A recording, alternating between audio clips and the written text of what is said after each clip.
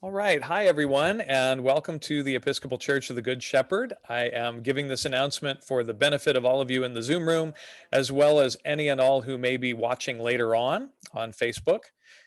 This is part two of our series, A Great Cloud of Witnesses, Ancestor Traditions from Around the World. And to introduce our speaker tonight and give us some context, I want to call on Faith Formation Committee member Darren Anderson. Hi, everybody.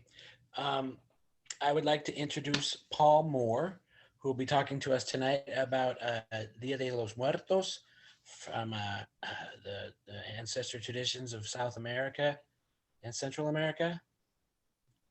Oh, my geography just failed. I'll tell you a little bit about Paul. He was born and raised in Ecuador. He's married to Carice. Oh, no, I don't know how to pronounce Carice's name. You did beautifully. All right. Carice, he's got 3 boys, each of whom have families and 4 grandkids. He has a master's in intercultural administration from the School for International Training in Vermont, a master's of arts in spiritual formation from a seminary of the Southwest in Austin, Texas, and I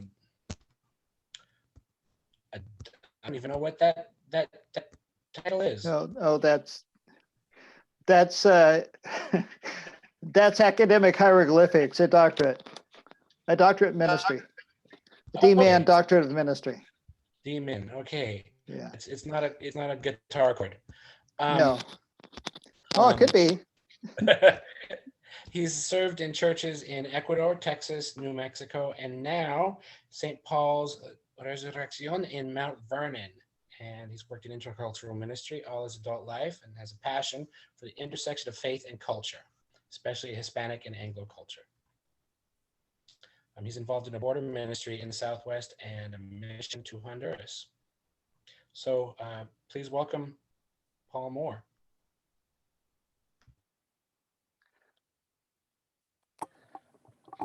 Thank you, Darren. That's very kind.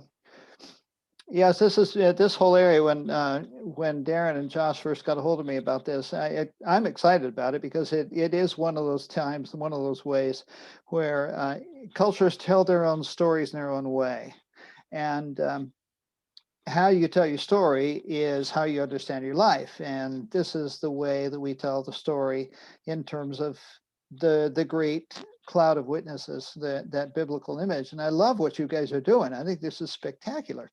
To look at different faith traditions and traditions around the world. A good number of years ago, I was struck by, we got a couple of new people, great. I was struck by some similarities between the Mexican expression, and that's what I'm going to talk about most, is the Mexican. Throughout Latin America, it shifts and changes and morphs in different ways. And in Ecuador, we had a whole series of things that were happening. But my presentation tonight focuses on the Mexican expression. And I'd like to compare it also to the ancient Irish, because there are some striking and interesting parallels between the two. And I think that they have a lot to teach us about the way we tell our stories and the way we understand life. So that's what I would like to do with you, if that's okay with you. So let us begin with prayer. And as we go to prayer, I would invite you to think of someone who has passed on, and yet you hold very dear. And hold that person in your mind as we pray.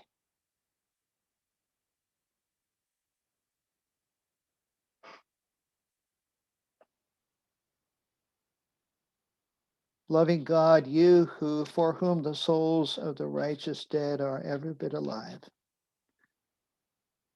and in whose company and in whose presence these people we hold shine in an everlasting light.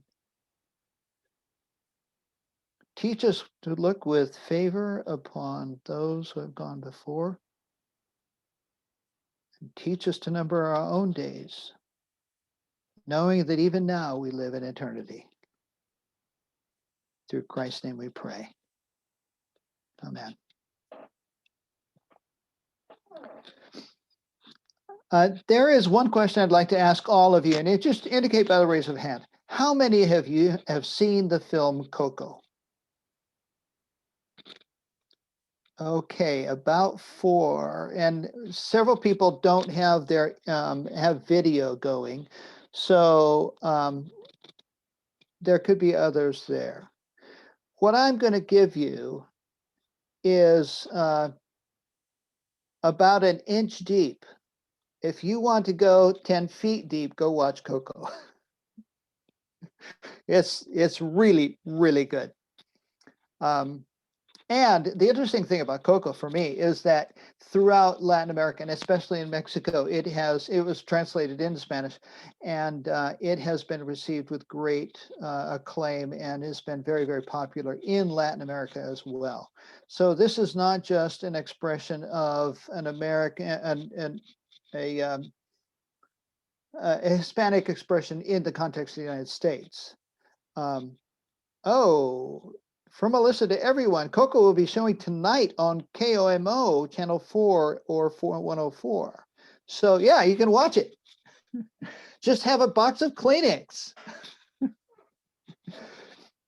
So what I would like to do now then is share a screen. And this is a PowerPoint that I put together a number of years ago. And we're going to go through the first parts relatively quickly because they really aren't all that, I want to get down to the cultural stuff. But we're going to take a historical look, we're going to take a theological look and a biblical look and at the whole idea of the Day of the Dead. So, and then we're going to get down to the fun stuff. And then what I'd like at the end is a chance for questions and answers. So, and general commentary and general questions. So here we go. Start show. Okay, the saints in light. That's the kind of where you guys are talking. So, let's talk a little history. The All Saints was originally celebrated on the first Sunday after Easter in the East and on May 13 in the West. Pope Boniface IV consecrated the Pantheon in Rome to the Virgin on that date in 609. So it doesn't go back to the early days, but the late classical period. The pagan Romans had celebrated on a day on which malevolent spirits and souls of the dead were appeased. And so he kind of took that over, baptized it, and made a Christian festival, something that Christian missions have been doing for hundreds and hundreds of years around the world. And then Pope Gregory III is responsible for changing the date officially to November 1st. But there's some background for that. He built an oratory in St. Peter's in Rome to house relics of the saints and all the faithful departed, and he founded it on November 1st. But prior to that, Germanic and Celtic peoples had a celebration of their own new year, the first day of fall, with similar ideas behind it. And so Christian missionaries shifted the date of All Saints to coincide with these pagan rituals to help new converts understand the community of saints. Again, taking a native idea and baptizing it with a Christian concept and melding the two together. And this is what we have in Halloween. Halloween is what? It's a shortened form of the English words All Hallows Eve. And if you want to read a compelling novel with theological implications, read Charles Williams' All Hallows Eve, part of his 7-novel series on the theology of divine love. But so we get this mixture of pagan practices reinterpreted with Christian meanings. The pagan practices come from we'll talk about that toward the end. So now All Saints is celebrated on November 1st, or on the Sunday or on the Sunday following. This year, of course, that falls on a Sunday, and so it's pretty easy. November 2nd, All Souls Day, or All Faithful Departed, is a related minor celebration, remembering only those who have passed on into the larger life. Whereas All Saints really includes you and me. It celebrates, and in fact, I like to think of All Saints as all people in the love of God, past, present, and future. Now, when I say traditional Roman Catholic theology, I'm talking about medieval and what has persisted in much of Latin America on a popular level. It taught that on this day, we pray for the souls of those in purgatory, that they might be purified of their sins and made worthy of heaven. Note, current Catholic theology would not say that. but we remember it as a day on which to remember all the faithful departed and that great host of witnesses in heaven that watch us running our ways. So, our race. And so, let's talk about a little theology. Definitions. First of all, the dead in Christ are not dead to God, but alive. In fact, you can say that they are more alive than we are in this shadow world, because that is the real world. In that world, we shall know as we are known, 1 John 3. We shall see face to face, 1 Corinthians 13. We shall be with him where he is, as God, Jesus promises in John 14. And the veil between the two worlds is a one-way glass. You've seen those pictures, those experiments where the scientist sitting on one side of the glass and this thing stuff is happening with a couple of kids or whatever on the other side of the glass, and the scientist can see through it, but the kids can't out. I like to think about death that way. It's a veil between the two worlds. It's a one-way glass. Those who are on that side can see us, even though we do not necessarily see them. So we may not be aware of their presence, but they are aware of ours. And by long tradition in the church, they intercede for us before the throne of grace, drawn especially from the first four verses of Hebrews 12. So, but where did this come from? It began in the tradition of the desert fathers of the first 4 centuries of the church, men and women who went out into the Egyptian desert, beginning from Alexandria, to get away from the hustle and bustle of life so that they could pray. They weren't escaping the challenge of life. They were escaping to the challenge of life. They were going out to do the real work rather than get distracted with the superficial life in the cities. At first, they were individual hermits, but soon communities gathered and people would go to them for counsel and prayer. It was not long before they were known as holy men and women. When they died, the tradition grew up that they were close to God by their holiness and therefore could intercede for us. The biblical basis for the idea, Jesus believed in the resurrection of the dead, is very clear. The Sadducees, who did not, they were the traditionalists, the people who kind of wanted to keep the old ways going. They challenged Jesus with a story about a woman married to 7 men in succession by the Levirate law, the widows marrying their husband's brother.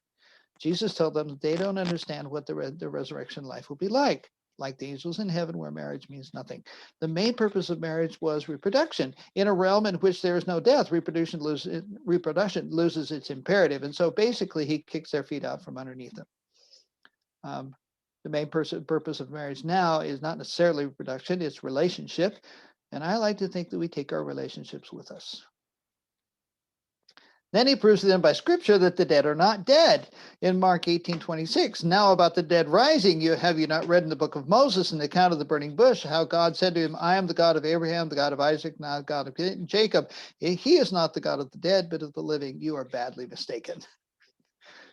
He's pretty straightforward. So God is the source of life. God cannot be the God of the dead, because then the dead are automatically in God's hands, and therefore they are alive. Even in the Hellenized theology of the Pharisees, the dead are separated from God. But God says to Moses in the burning bush, I am the God of your ancestors, the God of Abraham, Isaac, and Jacob. Now, if God is the God of the living, not the dead, then it follows that these 3 great patriarchs are not dead, but alive. Furthermore, by this God shows Moses that what God is going to ask Moses to do is connected with what God did with them. They're connected. It's the same God, the same people. He is to lead the descendants of those 3 men out of bondage into freedom, out of Egypt into the promised land. Moses is going to bring to fruition the promise God made to each of the patriarchs in turn. If they were dead, God would be absolved of keeping his promises, but these men are not dead. And therefore God is still bound by the promise to them. And now believers share in what God did for the patriarchs in keeping them in life after death. In the epistles, chapter 11 of the book of Hebrews, lest many saints who went before us in anticipating our time, first verse of chapter 12, paint a sports scene. Those who are in the great hall of fame are the great cloud of witnesses. They sit in the grandstands and cheer us on. Let's take a look at the spirituality behind it. The great theme of the spiritual life, there is more to life than what the eyes see. That other dimension is apprehended by the Spirit through the Holy Spirit. When spirit and spirit are in unity, we see the rest of the world clearly.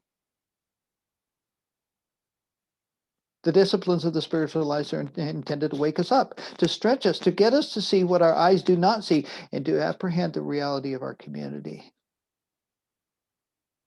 So the spirit and the disciplines of prayer, service, and action, and prayer, community, study, and action. And this is the most important part. The point is to bind us into a community of faith, one that testifies to the world the hope of the resurrection.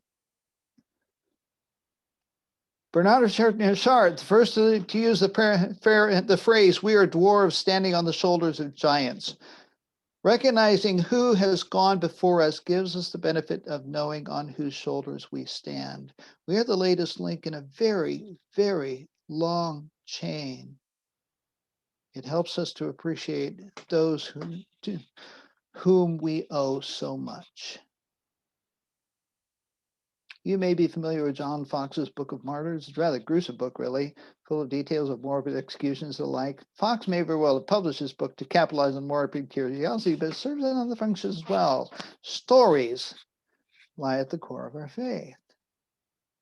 The story of Jesus is paramount, followed by the story of God's revelation in the Old Testament, and so very integral a part of that, our response to God. The Acts of the Apostles begins the next chapter in the story, but it continues in church history down to the present. It is by story that we know who we are and what we are to do. Stories of those who have gone before are chapters in the great book, which includes our stories too. So we must tell the stories. We know we are never alone. Yes, we know that we have the Spirit of God with us, and that's essential, but just as essential as a gathering of fellow Christians, yet sometimes that gathering is impossible. When I was on the island of Iona, I found on the far side of the island a circle of stones in the ground called the Hermit's Cell. There was a sense of a presence there that was unmistakable, that I carry with me to this day. Whoever that hermit was, he is my brother. And we walk the path together in spite of the distance in time and space. And that's a picture of the circle. Whenever the gospel of Jesus Christ has gone in the world, it has encountered a local belief in the persistence of the presence of the deceased. Various customs exist around the world to recall that belief. It often interfaces with our Christian doctrine quite smoothly. There are certain common themes: visiting the graves of the dead, cleaning graves up, repairing tomb headstones, etc., decorating them with flowers, lighting candles at home or at the graves. There's something about candles which remind us of life. So let's turn to the Mexican experience. Hispanic celebration in our area are a mixture of medieval Spanish and Aztec and other local indigenous belief. The spirits of the dead are invited back into the home with love and anticipation. The only way they become malicious is when not treated with love and respect. It is a way of continuing the sense of community beyond the grave and helping the living adjust to the loss. And for those of you who have watched Coco, there are 3 deaths. There's the death of the body, there's the burial of the body, and there's the death of the last person who remembers you. It featured marigold, sacred to the Aztec and symbol of life from death. Sugar skulls remind us that the pain of death is bittersweet. Catherine and Katrina, a couple of skeletons in wedding garb or party garb, reminding us that love transcends death. Skeletons whooping it up in a party. Death is not the final word. It's a way of looking death in the face and kind of laughing and kind of saying, yeah, exactly, Josh, exactly. And so all the color and all the skeletons, it's not morbid in any way. It's kind of looking death in the face. And I think sometimes in Anglo culture we minimize the pain, and the Hispanic culture embraces it, sanctifies it, and makes it feed life. Visiting grave, taking food, flowers, creating an altar, or also called an ofrenda, in the home, structured in 3 layers: the underworld of the souls of the damned, the middle layer where we live, and heaven where the souls of the redeemed live. So you often see them made in 3 levels. It is decorated with pictures, flowers, candles, and items the deceased especially enjoyed. Because the understanding they're coming back on the night of November 1st. And so you wait for them with these items, food and alcohol and items and then their pictures invoke their presence. It all has a way of taking the edge off the loss of death by poking fun at it. I'm not sure. Well, this year it's going to be much reduced, but last year, Resurrección built a phenomenal altar in the church at the back. It was huge. And people from St. Paul's and Resurrección all brought pictures and brought food offerings, and we just did it up big. It was really, really cool. Anglos have largely lost the association between the Day of the Dead and Halloween. Historically, however, they are intimately connected. Halloween is short for All Hallows Evening. It was a celebration of All Hallows, that is, all holy people, on the night before the big day, November 1st. It was a Celtic celebration of the new year called Samhain. It was the new year celebrated for the ancient Celts. It marked the transition of fall into winter. All such transitions were thin times when the other world, the world of spirits and the dead, and this world were especially close. There are thin times and there are thin places. Iona is a thin place, but there were also thin times in the turning of the 4 the 2 solstices, the 2 equinoxes, and then the midpoints between them made an 8-point star, and all of those were thin times. Sometimes it was believed the spirits and souls of the dead slipped back into this world and wandered around annoyed at their bad luck. One had to appease them with sweet things and nice things done for them, hence the practice of trick or treat.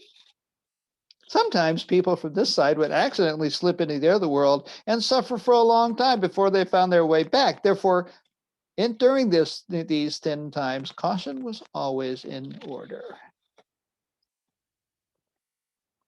But in its Anglo-Christian form, there was no thought that they could slip back into our world. They are, however, not far from us, watching over us and praying for us. They are remembered then in love and faith, and in some places, graves are decorated. They are prayed for in church on that day and the Sunday following. Baptisms are preferred on this day, and indeed, we would have had one coming up, except we did it last Sunday. We had one planned, but grandparents from from Texas were in, so this was prepared for another time. So let's look at some comparisons. Anglo and Hispanic have some significant differences in thought and practice. The Hispanics defy death on this day, mock it and mix it with life. There's also a sense that the souls of the dead come back for a visit and must be received well. They say that the path back should not be made slippery with tears. They draw much of their customs from ancient Aztec and other Mesoamerican cultures. Anglos receive death as an extension of life. The dead do not come back for a visit, and there is no mockery, no mixing with life, just quiet sense of community that is not limited by death. They draw their customs from ancient Ireland and Scotland and other Celtic peoples of Europe. Both Anglo and Hispanic have common elements. Both have integrated the customs of a pagan cosmology into a Christian understanding of redemption. Both see death as less than final. Both remember that with love and devotion, those loved ones who have gone before. Both value the continued participation of the faithful dead in the life of the living. And both recognize the faithful departed as an essential part of the communion of saints.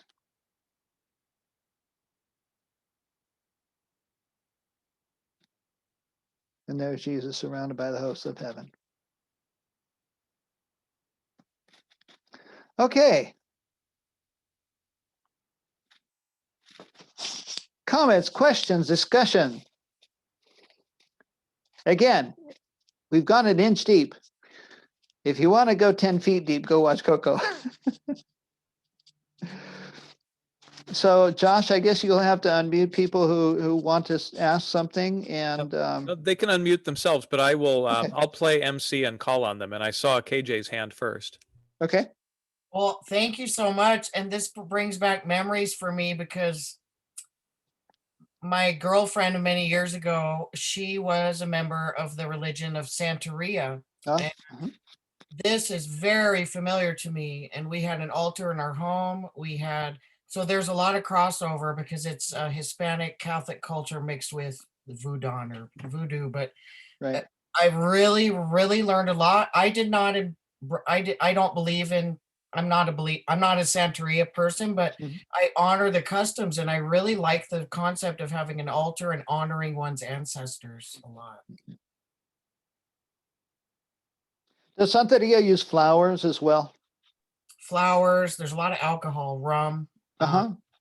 different thing. I don't drink, so I didn't like the rum part, but anyway, Yeah. very interesting. Yeah. And yeah, you put out things. Anyway, I find it fascinating, and I don't disbelieve either. Mhm. And, we don't know. God's clever. Yeah. I don't know about the voodoo harks back to Africa ultimately, but the marigold was sacred to the Aztecs, and all flowers were understood as an indication of the presence of the divine. That's why roses for Our Lady of Guadalupe are so significant, in that she produces flowers in the middle of December on top of a desert hill, the presence of the divine in the midst of the death that the native people were experiencing under the oppression of the Spaniards. So thank you, KJ. Yeah, Darren. So I didn't. Okay, I noticed you mentioned there was a kind of a risk involved about some of the spirits becoming malevolent. And I don't remember what belief system that was in, because I'm having trouble like mixing the idea of the dead in Christ ever being malevolent. Darren, that's a good question, and I must say that your pronunciation of Spanish and Spanish words in the introduction indicates that probably you speak some, and so more power to you. Go for it. In the Hispanic situation, they turn malevolent when they are not remembered with respect. And that's the Hispanic tradition. In the ancient Irish tradition, pre-Christian tradition, they turned malevolent because they had the bad luck of slipping back into our world, and that's not a happy thing for them. The Christian approach in the Hispanic context says you treat them with respect because they have a right to be included, and to exclude them is to rip the fabric of the family, and that's profoundly wrong. And so there's this guard against that situation of them coming back with malintent. The Irish kind of dispensed with that when Christianity came along and kind of baptized that ancient concept that no, the dead in Christ are never malevolent, and we can recognize and honor them with joy and remembrance. You see that reflected in the ancient Irish idea of going on a voyage, the monks going on a voyage to find their place of resurrection. That was the place where they were going to pray until they died. And Brendan, you read the stories of Brendan, and people wonder if he didn't end up in Nova Scotia somewhere back in the 9th century. They wandered long and far, but they were in search of their place of resurrection, and that's the place when they would slip into bliss. And because of Christ's death and resurrection, that malevolent side got minimized and overcome. So it was a good question. Thank you. Sean.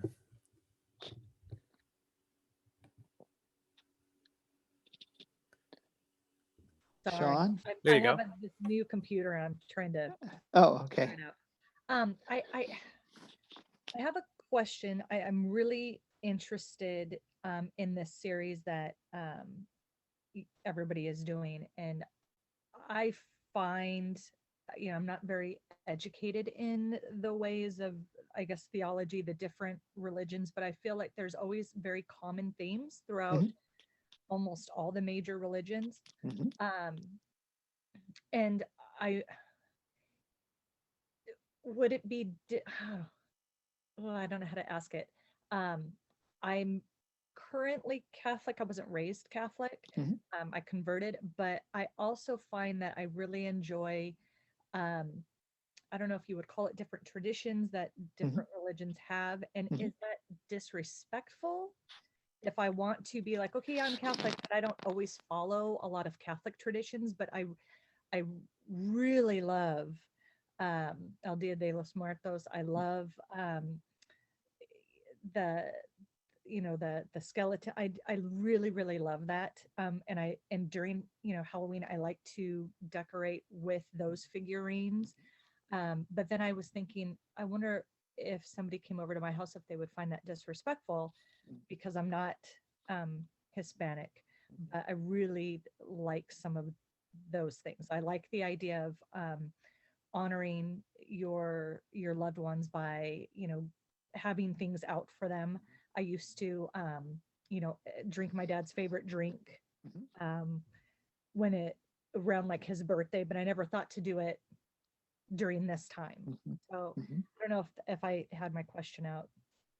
If it makes Let me play with it and see if I hear you right. And Sean, frankly, what I think I hear is something that's really happening quite frequently these days, and that is, though your tradition is Catholic, you find things beyond the Catholic, what you understand of the Catholic faith, that really resonate with you, and you would like to incorporate them in and kind of expand. Um, well, I see a note from Josh. Mhm. A lot of us have been wondering about cultural appropriation, and let me address that. Have I got your question right? That you would like to be able to expand it, but you don't want to be disrespectful to people of other traditions. Correct. We thought we were Spanish.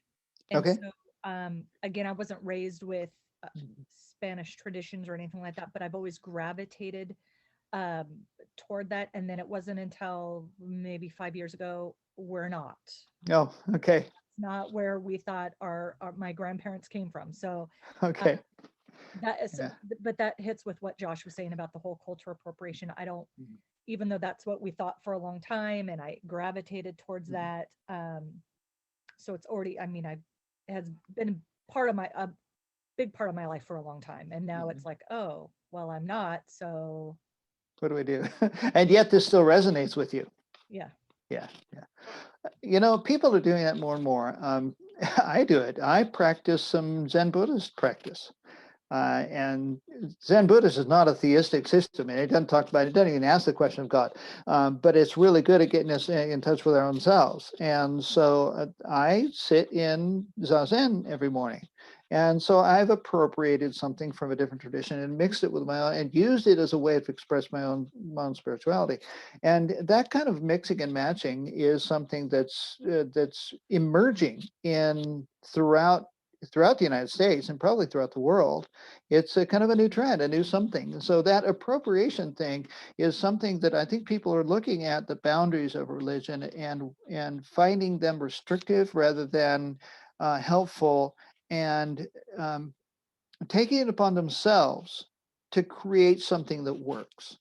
Now, that can be done irresponsibly, where it's just kind of an eclectic piecemeal putting things together without any thought about how it all fits, or it can be done very respectfully, where you try to understand and you create something that has some that for yourself reflects your own story somehow,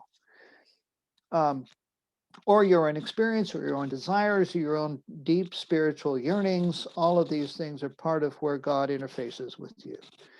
As far as the cultural appropriation question, that's a really, really good one. And my experience, especially with Hispanics, is Anglos who borrow these things respectfully and humbly are appreciated. especially if when you have the opportunity to ask a Hispanic, tell me about this, explain this more. They will be more than happy to be the teachers if we are willing to be the students. So it's a matter of your attitude. The one who appropriates the sugar skulls because you think they're cute, and the Hispanic comes along and says, well, it's bigger than that. Well, no, I'm not, I just think they're cute. Well, no, that's kind of, that would be taken as disrespectful. Paul, I've got a story that kind of speaks to that. I was Okay. doing fundraising with a group of teenagers to do a pilgrimage to El Salvador, and a well-meaning member of the church said, "Well, we should have a fundraising dinner, and the occasion could be Cinco de Mayo." And when it was pointed out to this person that Cinco de Mayo is not a Salvadoran holiday, Yeah. they said, "Oh, well, close enough." Okay. That's some bad cultural appropriation. Right. Yeah. In fact, Cinco de Mayo has much more significance here in the States than in Mexico, because really it's only around Puebla. And that's the other whole layer, right? Yeah. Excellent. Thank you, Sean.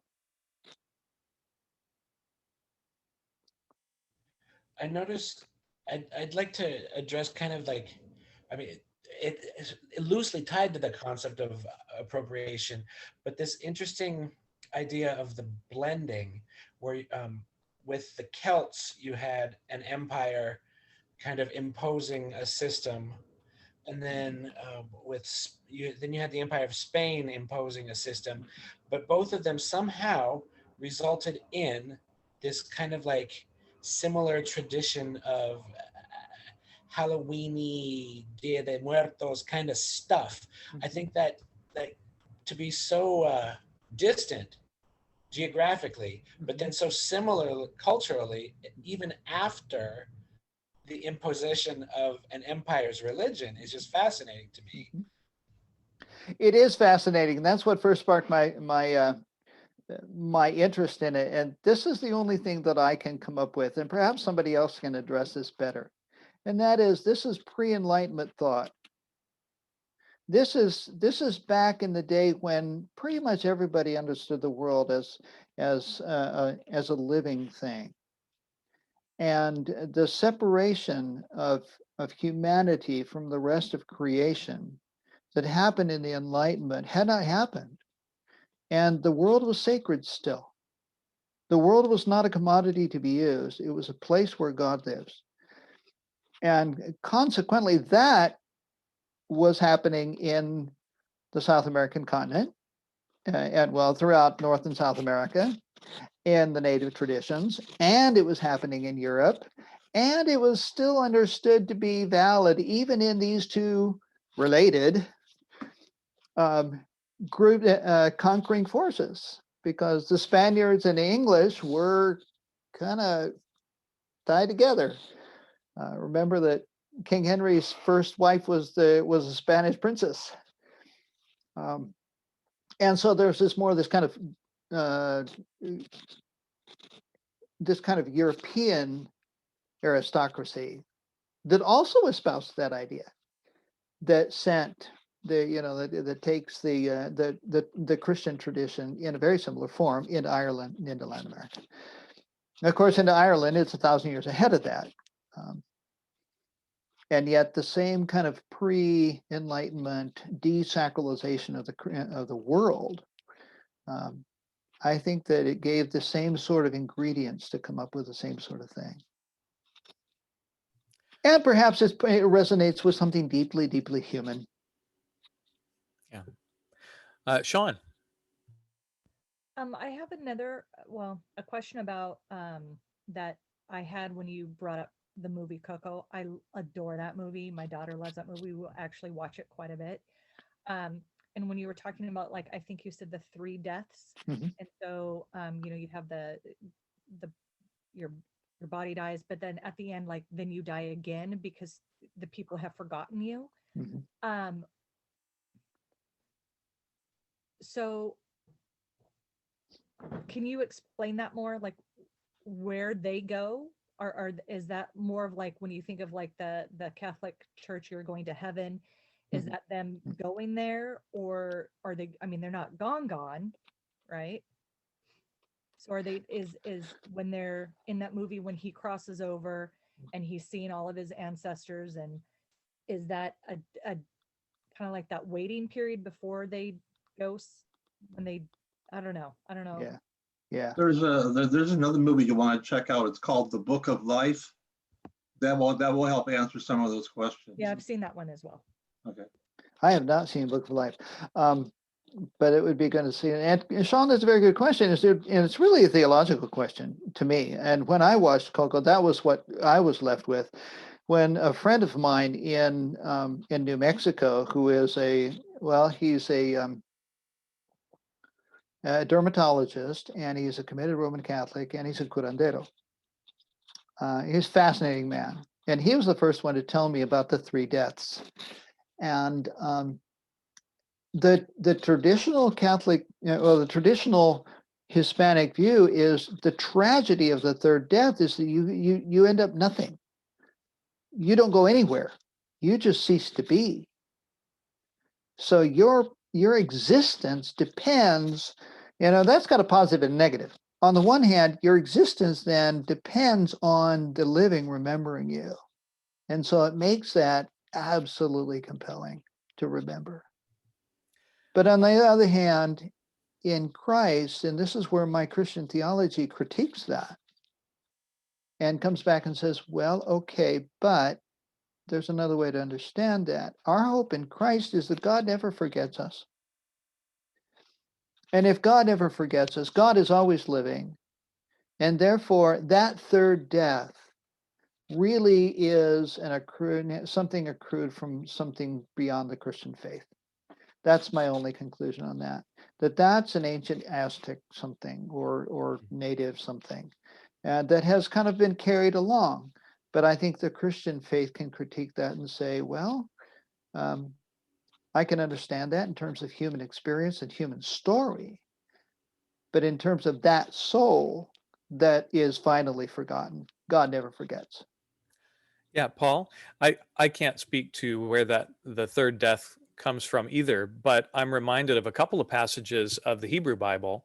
Well, one is not a passage as much as it's a scholarly understanding of what the ancient Jews believed, which was that there was not yet a concept of heaven. That those who died went to Sheol, which was sort of this shadowy underworld place where people are just ineffective and unable to influence anything. But that the way that you gain immortality, in a sense, is that your name is carried on through your children. Mm-hmm. So that, for instance, in the book of Judges, when you have the horrific episode of Jephthah and his daughter, mm-hmm. That the way that Jephthah gets to live on is by carrying on her father's name, but then that possibility goes away, right? But then the other thread is from the Book of Wisdom, and it's a passage that we often read on All Saints' Day about the souls being held in God's hand, and it lists all the people.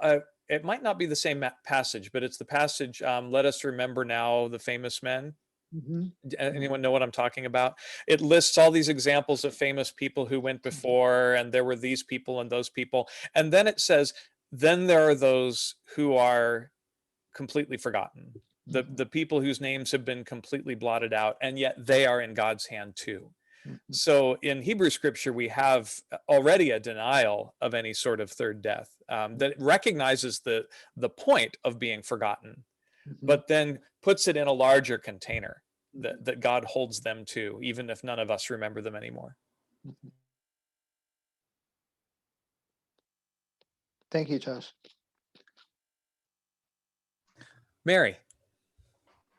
In Tuesdays with Maury, the thought there was that even though a generation or three might forget this person's name, Maury's name, but as long as their faith persisted, the faith of the father, as long as his faith persisted in his family, that he thought that was a remembrance of him. And then I wanted to show you guys this because you talk about your story. I don't know, can you see this? Does that show? Mary, I'll spotlight your video so we can see better. Okay, yeah, There we Oh, go. yeah. there you Making bread. go. Do you see that? Yeah, someone's Those- making bread, right? Not someone, that is my grandmother. Oh, wow. That is the last bread that when I took the picture, I did not know it was the last bread my grandmother would make, but that indeed is the last bread my grandmother made. And she made wonderful bread. And I have that in my Oh. kitchen, and Mhm. I think it blesses me with her presence. Sure. Yeah. So I I- don't, You yeah. know, Mary, I think that's beautiful, and I think it brings up something else. I didn't know for a long time, but my grandfather was a pastor in the old United Brethren Church, and he rose to the level of bishop. Wow. In fact, his territory was from Indiana all the way down to New Mexico, and I served in New Mexico. Wow. And I think that there are family traces that tend to pop up. You know, I became Episcopalian, then I found out that my family back in Ireland, my brother went back to Ireland and found some of our roots, and we were unfortunately part of the English occupying forces that kind of stuck around and married Irish women. But for 162 years, members of my ancestry were clerks in the local parish in Shinron. So, you know, there's Anglican roots back there. They just surfaced in me again. And I think that kind of stuff is something that's, I think that's something that that's part of our stories, and we might not even understand why, but there they are. When I was a kid, I used to spend a lot of time high in the Andes Mountains, up above the tree line. And I remember seeing pictures of the moors in Scotland and thinking, it's almost like I've been there. Because they look so similar, and the feel was similar. So yeah, I think that the traces of those who have gone before are still woven into our family stories and our families' just traditions and our kind of mini cultures of who we are. Yeah, Christopher. Paul, we've been talking about indigenous situations, and last week, especially with the North American First Nation natives.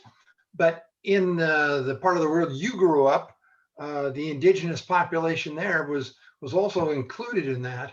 And so how much has the spiritual influence on the come from Spain, Hispanic, European portion of faith, how has that been affected by the indigenous people that really were in South America and Central America and even in Mexico for centuries? Mhm. That's a very good question, and it's a complicated answer. Let me try to simplify it like this. Latin American culture is largely stratified in 4 levels. There are the ruling class, who are of largely Spanish blood, not purely. I mean, they're the mestizaje, the mixing of bloods is affected every level. But they are the ruling families, the oligarchs, and they are the ones who orient to power in the cities.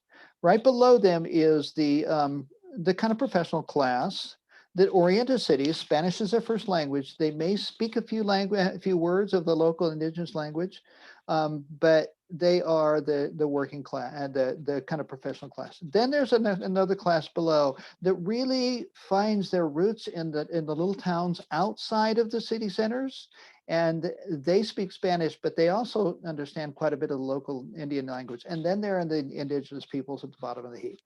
That's not universal, but it's a rough and ready way of a kind of understanding the influence of the local native spirituality is in reverse order. It's strongest at the lower levels, and it diminishes as it goes up. One of the classic examples of that is a church, and I really wish I could go see it. It's in Guatemala, and I've heard about it many times.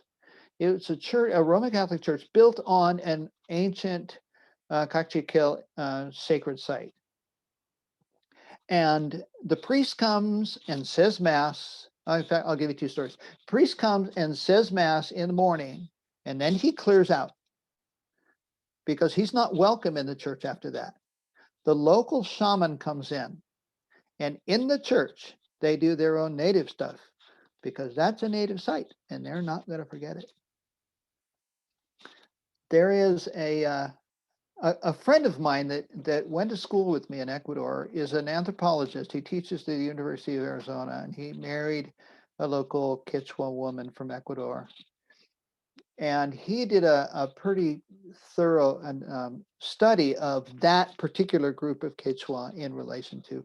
And he says that the shaman will, when they're out in the mountains, they'll find a stone, which is a power stone, but they can't use its power until it's been baptized. And so they will wrap it in a white cloth and they will take it to mass. And when the priest says the blessing, they will peek it up over the edge of the pew so they can see. And as the priest blesses the people, they say the stone is baptized, and then they can use its power. So there's this blending, but it's most prevalent in the indigenous levels, and it loses its power. Though even at the higher levels, you find influences, but it's not nearly as strong. Because the Catholic Church has been affiliated with the strata of power in Latin America ever since the very beginning, and so that link is still very strong. Thank you, Paul. And just a kind of an add-on to that, there are some people that are not involved in a spiritual direction at all, not involved in faith. In fact, they've been pretty much verbal that they're going the other direction. Mm-hmm. So when they have passed on, some say across the river or gotten in the elevator, how does the Hispanic culture address that? Or is just everybody good guy and they're all included? So what happens to the folks that maybe didn't make the cut to get it into heaven? Is the old joke thing, Yeah. The Hispanic tradition would say that they are in the land of the dead. They're not having a very good time of it because the memories they left behind were not very fun, and they might be quickly forgotten. So they are there, but it's not very fun for them. And coming home is probably not going to be a good experience. So it's kind of, they get their just desserts. Paul? Yeah. I'm thinking about what you said about the blending, and what I've learned in studying religion over the years is that I think what you describe as a new trend, there is a newness to that. But what it reminds me of is that one of the concerns of the ancient prophets of Israel was syncretism. I mean, that was their term for this blending, right? The idea that yes, you believe in God, but then you also have these household gods at home that you pray to just in case you might have offended one of these local gods. And that was one of the things the prophets were always upset about. And I think that all along, there's been this urge in certain religions to keep a pure religion that is not blended. But one thing I've definitely learned is that in a sense, there's really no such thing. Right. That would be like a pure blood kind of pursuit. It just doesn't make any sense. That there never was a pure Christianity that then got blended and mixed and messed up. Right. That it's all been a blend all along in some way or other. I would agree with you 100%. And Josh, I mean, even the very beginning, the first Christians were Jewish, and they blended Jewish tradition with they took the Jewish faith and added onto it and created something new. And then it kind of morphed into the kind of the Gentile context. It didn't have this Jewish part. And so now how do we do that? And then you get the book of Galatians that kind of addresses that. And then it's been blending because it's always incarnating, the faith is always incarnating itself in a cultural context. There's no such thing as a Christian culture. There is a Christian an expression of the Christian life within a cultural context. And even that's varied. But I think there is one thing that's a little different. in what's going on today. The syncretism of the Old Testament was basically between a monotheistic situation and all these kind of local, the local deities that, well, I still want my sheep to have good lambs, and I still want my wheat to produce. And so, I'm not sure Yahweh really can influence all of that. So let's hedge my bets. But it was two systems. What we see now is an eclectic drawing from many systems, and it tends to be very personal. And the way I do it is not the way you do it. You could probably go from Hebrew household to Hebrew household in the Old Testament, and you'd find, the commitment to going to the Bethel and other places to participate in the feasts for Yahweh. But then the same gods would be on the shelf. You go to different houses now, and it's not going to be the same. So it's very individualized. That to me is a problem, but it's what's going on out there. And, the ferment of the spirit is perhaps something that I am a little loath to critique. Yeah, I mean, I think the problem, as I would imagine it, would be we all get to make our own religion that suits Exactly. us and that is easy and that doesn't challenge us. That's the downside. That's the downside. Yeah. One of the expressions I see most often is Christians who say, well, I believe in karma. And then I look at the Christian tradition in the Bible and everything all along and go, most of this kind of speaks against that notion. Yeah. And it's not critical. It's just easy. Yeah. Yeah, right. And that is the downside. I see Darren's hand. Okay. I've got a question about comparison. So something I noticed that I really gravitated towards in your presentation was the idea that Day of the Dead is a mockery of death. And it's kind of laughing in the face of death.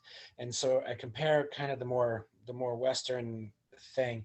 It seems like lately we're really in denial of death. Mm-hmm. It all happens in some secret place, and it's all very discreet and sanitized. And so my question is, like, as you compare death for the two cultures, do you think there's a view that makes death less I'm starting to project.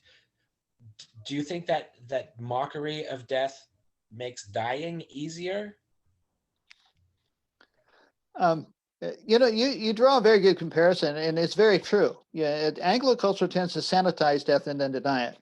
And we have 3 hours of viewing. I mean, my father-in-law just died just last month, and we went back to the funeral and all that. And there was a 3-hour viewing, and then there was an hour-long funeral service. And then he had been previously married, so there was another memorial service in St. Louis, and he was buried beside his first wife. And that was it. And there was plenty of eating. There's always eating at funerals. We always eat because food is a symbol of life. And so that's pretty much universal. But we try to make it easy by denying it. But I think Hispanic culture tries to make it easy by laughing at it. It's the same desire. It's just approached differently. Laughing at it. Stop and think for a minute. In Latin American culture, it's much more stratified and hierarchical than Anglo culture. Anglo whites still believe we kind of run the world, and that we get to choose our own suffering. It's not always true, but we still have that kind of conviction deep inside. Hispanics don't have that illusion at all. Death can be dealt from pretty much anywhere, and they may or may not have a say in that. And it may be from a peer, or it may be from a superior, or it may be just an accident, but death is ever present. And the sense of any power over death is just absent. And so you laugh at it because it's it's an ever-present reality. How else do you deal with it? So you laugh at it. And you don't sanitize it. Hispanic wakes are 12 hours of straight through. And then the funeral service may be 2 or 3 hours. Everybody goes into the gravesite. And one of the most touching funerals I ever did in Deep South Texas was a very poor family. And it was a man who had gotten killed in a bad drug deal. but he was part of the family of, the church. And so I buried him, and they carted his body out, and they dug a hole, went down 6 feet. They lowered his body down. We did the committal service, and then they grabbed shovels and and filled it in. It was so personal. It was so family. None of this draped in pretty cloth, and then we walk away with the casket still above the ground. No, everybody came and dumped a shovel full of dirt on the casket, and then the men got in there and finished the job. So, yeah, I think both of us are trying to do the same thing, kind of make it easier. We just go at it differently from our different perspectives. I saw Darren's hand a moment ago. Well, you sparked another comparison that maybe it's wrong. I mean, all of it's, I'm just speculating, but like if we're considering that Dia de Muertos is so rooted in a class system, something I noticed in the altars is how all the little skeletons are like representative of this very egalitarian kind of society. It's like death is this great equalizer. Mm-hmm. Mm-hmm. And that's why, in a sense, it's a cause for celebration. Mm-hmm. And I wonder if the way we do death is somehow on an opposite kind of spectrum, where like the way we do death like reinforces hierarchy, and like some people get the good stuff and others, like some people climb a ladder, whereas I don't know, maybe I'm trying too hard. I don't know. I haven't thought about that. That's a good question. I really haven't, but I think there's food for thought in that. There's definitely food for thought in that. There is still the kind of socioeconomic reflection of, the nice casket, the police escort, all of those expenses which would go with a higher class. And that's reflected in Hispanic and Anglo. That carries across. But that would be an interesting discussion to have. Terry. Yeah, just following along that idea, just the rich and the politically powerful and all that, they have, this public procession, which is, no matter whether you had any sense of relationship or not, which seems to me a lot more impersonal than the other end of the scale, where it's deeply personal.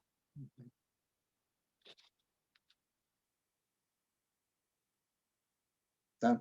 Okay. Yeah, no, that's a good contribution to the whole discussion. And then the dynamics of the powerful versus those who are marginalized, and appearance versus presence, and a number of other things going on. No, it's all good stuff. Food for thought. Other thoughts, questions? Yeah, I've got one. About the slide that you showed with Iona, the monk or the monastery, ancient monastery, you expressed, an experience you had, and yeah, I'd like to hear about that if you don't mind, and maybe how it might relate to his death, whether it's infused spirituality of that area, and then how it relates to his death. It was a surprising experience, and it was one of those moments, Richard Rohr would call it a unitive moment, when kind of the veil gets pulled aside for a minute, and you see things in a different light. You see things as completely whole. I had been struggling with a number of different things, and just kind of conflicted. And my son and I, it was on my sabbatical. I'd gone to Iona, and I was going to places of pilgrimage in Latin America and in the British Isles and Ireland, and interviewing people about the whole idea of welcome, how they experience welcome. And then I master's degree in spiritual formation. My thesis was ended up being a training program for parishes to take a look at how Anglos versus Hispanics express welcome in a spiritual sense. And so that was why I was there.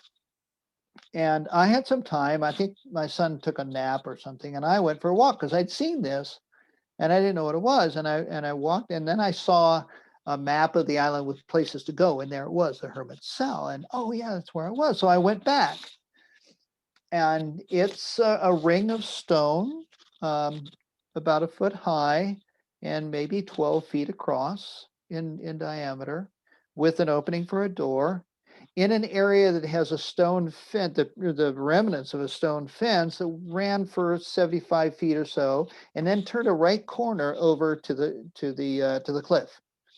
So you had this kind of boxed in area against the cliff, of stone wall, and there was a square in the corner of the fence. And I was reminded that in ancient Celtic time, in that interface between Christianity and the ancient Celtic Irish, the Christians built square places to pray. The pre-Christian Celts built round places to pray. And what that carried over is, if you find a square or rectangular foundation in Ireland, it's a Christian site. So here you have a site where this guy probably had a couple sheep and he had a garden, and he had this oratory over the corner of the paddock, and he had his dwelling spot, one of the beehive, probably one of those beehive huts. And I lay down spread eagle in the middle of it, and I felt his presence. And it was like every monk who had ever lived there was present with me all at once. And the very first one who built it was the first guy. And it was a sense of communion of saints that transcended time and space that I have never forgotten. Paul, I always like to talk about for Harry Potter fans, there's a scene in the 7th and final book that is very much a communion of saints moment. And I don't want to give spoilers because it's at the end of the last book. But for those who have read Harry Potter, I just want to point out the parallels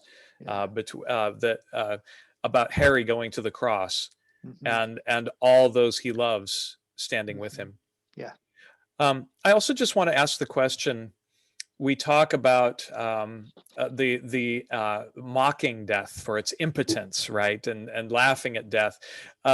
Why, in certain Christian circles, is there so much fear of this holiday? Not just of Dia de los Muertos, but of All Saints, of Halloween. That there are big chunks of Christianity that just write it off as horrible. I get that. I don't like that. I have the same question. I was raised in a more fundamentalist tradition than where I am now. And I know that among many of my peers as I was growing up, Halloween was considered the devil's day, a day when gruesome things were talked about, and it's scary, and our faith is not about fear. As I learned the history of the day, I realized that fear was coming from a shallow understanding of the history, a lack of understanding of the history. And a lack of understanding what the word Halloween comes where that comes from. When you put that together, it's like, oh well, wait a minute, and then the Irish stuff behind it, the Celtic stuff. I think it's just a matter of ignorance. I've had people tell me to my face, "No, I don't celebrate Halloween. That's the devil's day." And my response is, "Why are you giving back to the devil something we took away from him 1,500 years ago?" I'm reminded too of Paul instructing those who eat and those who fast, to get along, and if there are those who fast when they don't really need to, respect them, don't eat in front of them, and so on. Yeah, Mary. When we just finished a class on the Christian family tree, and there was this overriding concept of a generous theocracy. Orthodoxy. Yes. Okay. Thank you. A generous orthodoxy, so that you should see what is good and what is useful in other faiths. And it was kind of a new concept for me when I when I began studying for that class, but it's been very useful to me Mhm. since that time. So I think a generous orthodoxy is good. Good word, Josh. I like it too. I, Oh, Anita. I have a question about decorating graves. Doesn't it have a lot to do with our own grief? It's helping our own grief. I mean, we honor those who died, and we like to think that this is why we do that, but it's very helpful to our own grief. So how do they look at that in the Mexican that we have heard? They come with food, the flowers, and decorate their graves. You know, I like what you say, that it helps you grieve, because that's definitely what's going on Mhm. in the Mexican and the Hispanic context. It's helping you take this person who's gone and put them somewhere in your experience. They still fit in the story somehow. You know, they didn't just walk off the page and fall out of the book and that's the end. You know, that's not acceptable somehow to us. That's truly tragic. And you know, biblically, that's truly tragic. And yeah, on and on and on. And I think the human psyche just doesn't go there very well. And it doesn't go that comfortably. Grieving means retelling the story in such a way that this person is still involved in it, even though they're not here.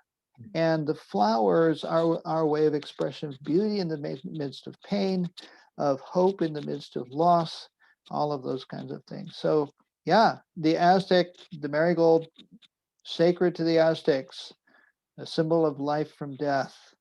So the creation of the altar or the ofrenda, however you're going to call it, decorated with flowers, going to the graves, decorating them with flowers. In Ecuador, where I grew up, it wasn't marigolds because the Incas were the historic conquering nation, you know, conquering empire. But it was definitely flowers of all kinds, especially roses. And you went to the grave, you cleaned the grave up of all the jungle growth that might have grown over it and all that sort of stuff. And you leave flowers there, you leave food there. And that, yeah, it's a way of, and then you do this every year. So it's a way of grieving, because it's a way of saying this person's story is still part of my story. Yeah. Well, thank you. We have time for one more question.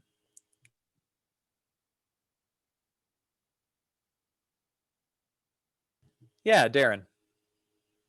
Okay, I'll bring up another one. So that idea of rejecting Halloween because it's the devil's day or whatever, I don't think I'm in that camp, but I do have this weird feeling where like I almost want to protect the sanctity of Halloween in a sense, because I notice so many kids running around in like these, I don't know how to describe my distaste for it, just like kind of corporate marketed costumes, like the Hulk, for example. Like I don't care, and I mean, and I don't care what really when it comes down to it. But so like what I'm identifying is kind of like a capitalist creep taking over the holiday, and I wonder if the same trend is happening for Day of the Dead.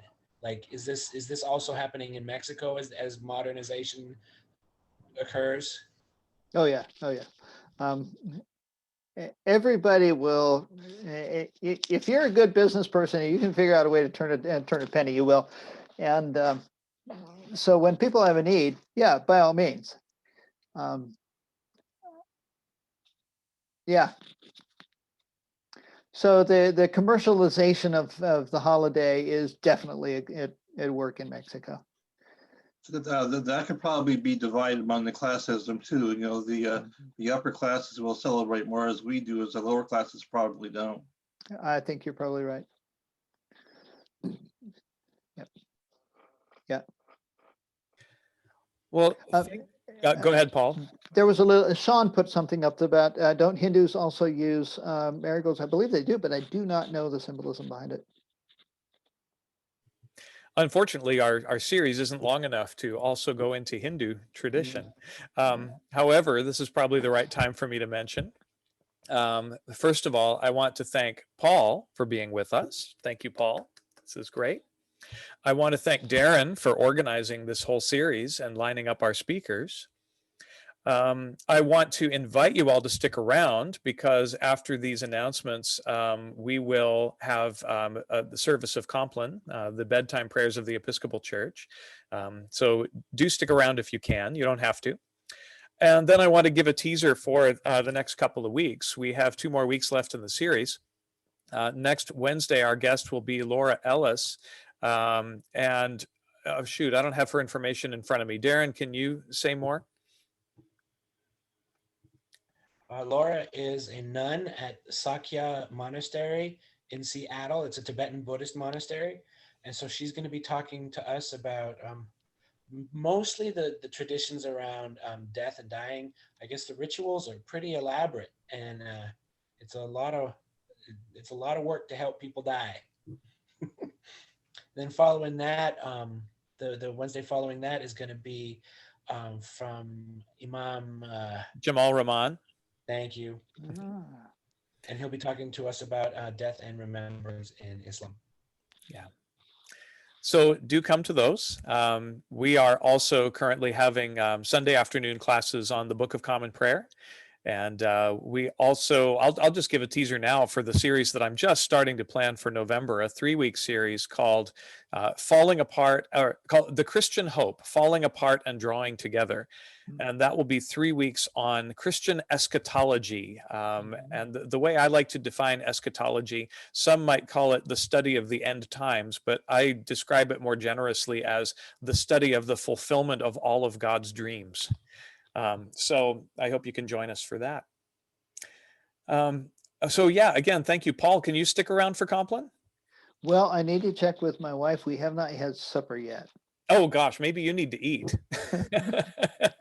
Well, she might come and join us. Hang on. Okay, all right. And in the meantime, I'll ask if there's somebody here, a layperson here, who would like to lead us through Compline, someone who feels comfortable doing so. I have the service on the screen, and I can share my screen so that you can follow along. Is there anybody who feels called to do that tonight?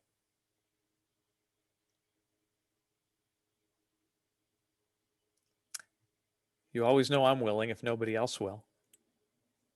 Okay. Could I have a responder then, a designated responder to unmute and read the corporate responses? I will. Who was that, Elisa? Yep. Okay, Elisa, that would be great. Thank you. So just make it big enough on the screen. Okay. Paul, do we get to keep you? Paul, do we get to keep you? You do. Okay, You do. great. I'm going to stop the recording now. So I want to thank all those of you who were watching on Facebook, and we hope this has been beneficial. Thank you.